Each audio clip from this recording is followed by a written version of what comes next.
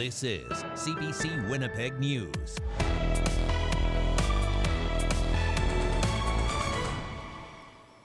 Good evening. Thank you for joining us tonight. Doctors Manitoba is joining the chorus of those calling for people to mask up in indoor public places.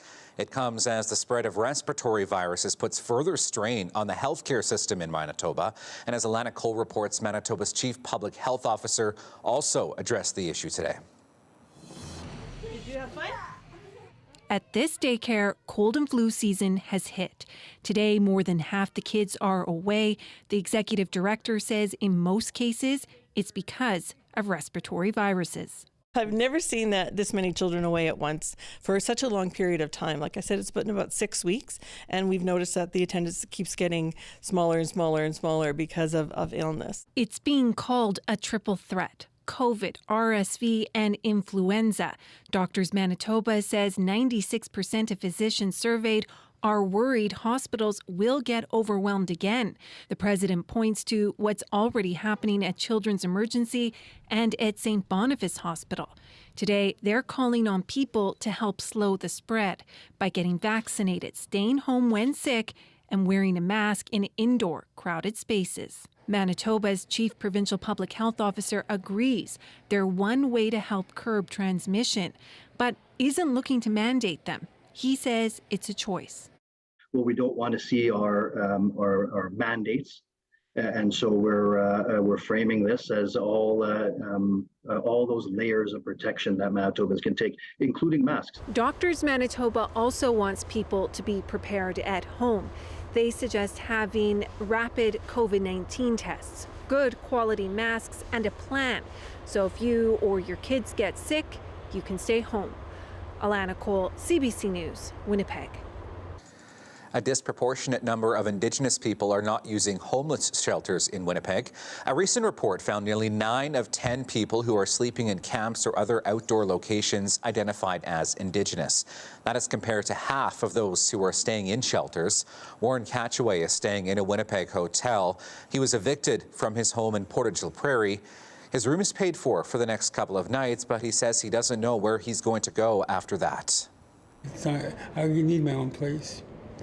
I need some help at least getting that. I wish safer communities can give me some idea. Experts say culturally appropriate services need to be offered at shelters in order to reduce barriers. Manitoba Hydro is seeking a 3.5% a year rate increase over the next 2 years. It has asked the Public Utilities Board to approve the increases in order to help it deal with fluctuating interest rates, water levels, and export prices. The Progressive Conservative government recently passed a law limiting rate increases to 5% of the rate of inflation, whichever is lower.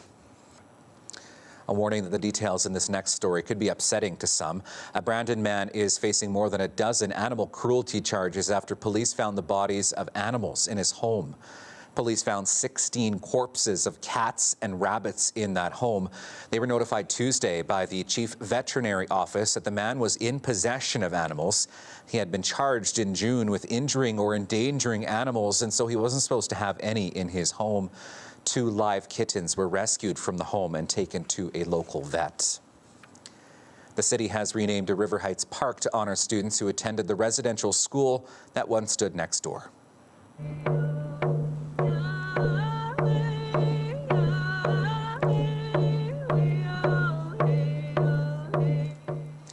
The park on Wellington Crescent near Route 90 is now Theodore Najote Fontaine Park. The late elder Ted Fontaine attended the school and dedicated much of his life to telling others about the trauma that was caused by the residential school system. He also became a highly respected chief at Saugeen First Nation. Fontaine died last year. His wife, Morgan, though, says the park land was very special to her husband. This symbolized a place where he and the other students could come out and not be supervised and dominated and observed. This was their first bit of freedom. They were in the early teens. Now, she hopes the park will be a space for ceremony and powwows and where people can embrace reconciliation. Norway House Cree Nation is the 9th largest community in Manitoba, and of the province's largest communities, it is the only one without year-round highway access. The community says they want a bridge built where there's currently a ferry. Stephanie Cram brings us the story. This cable ferry is the only way to drive into Norway House Cree Nation. It runs 24 hours a day, but when it breaks down, that's when the community is stuck. Norway House wants to see a bridge built here.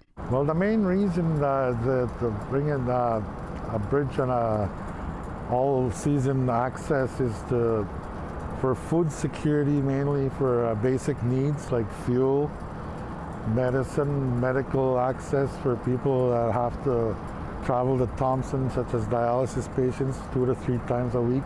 The problems get worse over the winter months. The community builds a winter road that runs right next to the ferry's path. But because of the effects of climate change, the ice road has become less reliable. It starts to freeze a little later in the year, and it keeps it frozen a little longer in the spring, and those changes we can't adapt to, because we try to adapt to, I guess you can say. But they're a challenge on operating in any condition, because a ferry is not built for, like I said, be an icebreaker.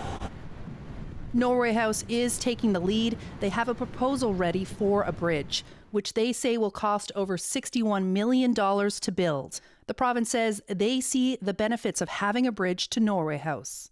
But we want to partner with them, because this gives an opportunity for economic development and dependability, because the First Nation communities it's one of the most progressive communities in northern Manitoba. The province says they are willing to split the cost of the bridge with the federal government. They say the final project will take years to complete, so the community will have to depend on this ferry for a little bit longer.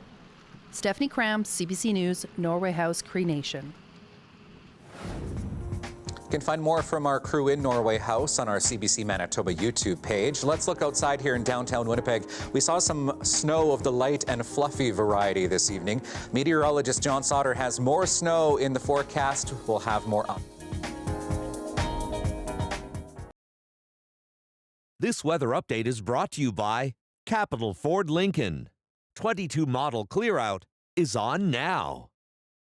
Yesterday, I was saying on and off light snow or occasional light snow. Here in the Red River Valley, it's been more on than off, and really the southern part of the Interlake as well. Now, you look at Futurecast and you see these little bands of snow heading through the night tonight and through Thursday.